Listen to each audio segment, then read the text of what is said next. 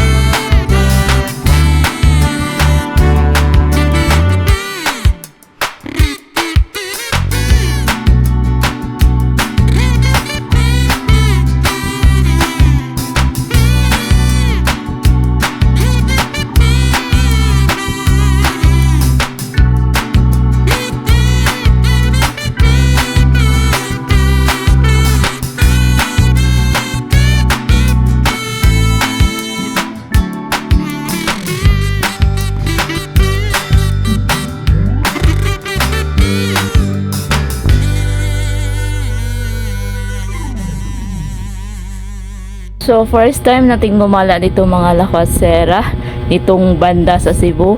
Kasi nung unang panahon, nag-graduate ako ng high school and then after graduate, dito ako sa Cebu na narbaho. Pero sa North yun. North ba yun? Oo.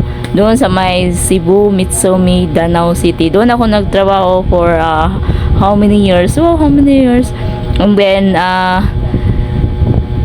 nag-resign ako dahil sa may mga naman dahilan ako. So, ayun mga lakwatsera, first time nating pumunta dito. Ang liit ng kasada dito mga lakwatsera, parang natakot ako kasi pag may kayo ng sakyanan, parang alanganin na tapos pa, sakaon, sakaon mga lakwatsera? Yung, basta yun na yun. And then, malalaman mo talaga na probinsya kasi maraming kahoy, mga punong ang kahoy. Siguro malamig dito pag umaga at saka gabi. O, diba? Susulitin natin mga lakot sa ating gala dito sa Cebu City. And then, walang tingnan yung mga lakot sila, may nakabagat yung sasakyan. Kailangan mo na siyang pagbigyan mo kami or tayo ang magbigay. Kasi yung daanan mga lakwatsera, lang, perting gamaya ka ng kunting lang ba.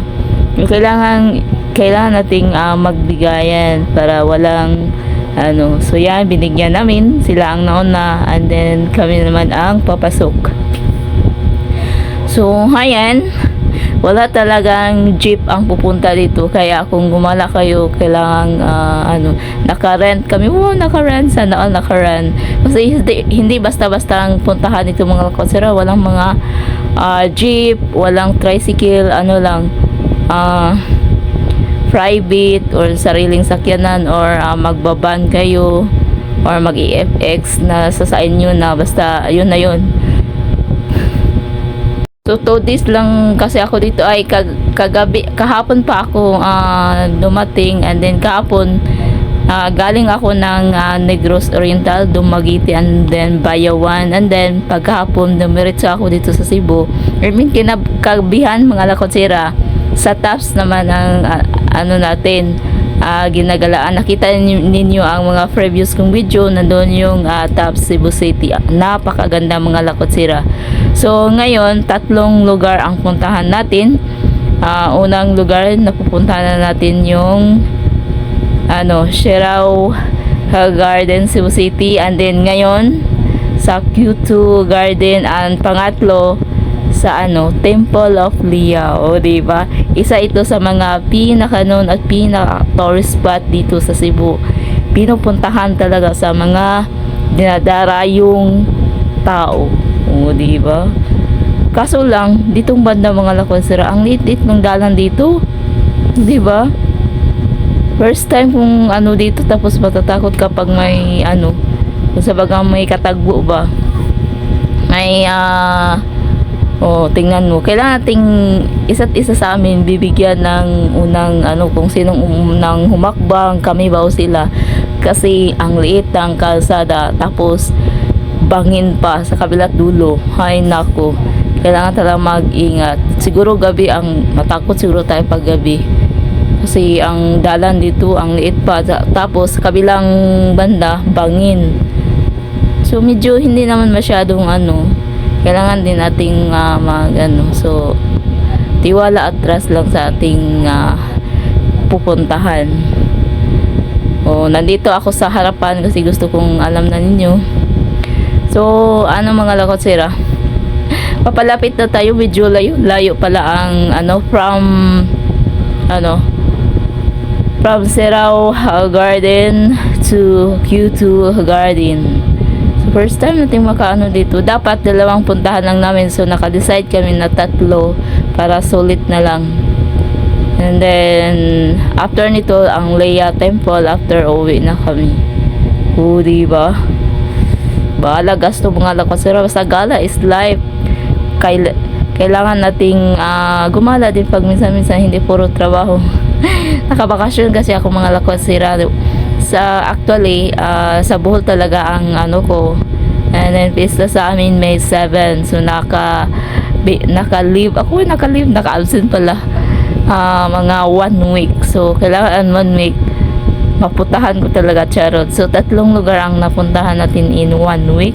Sa amin sa Bohol, and then sa Negros, and then dito sa Cebu City. So hanggang dito na lang mga lakotsera ang ating kaganapan kasi nakarating na tayo sa Letel, Q2 and Cebu City. Thank you for watching.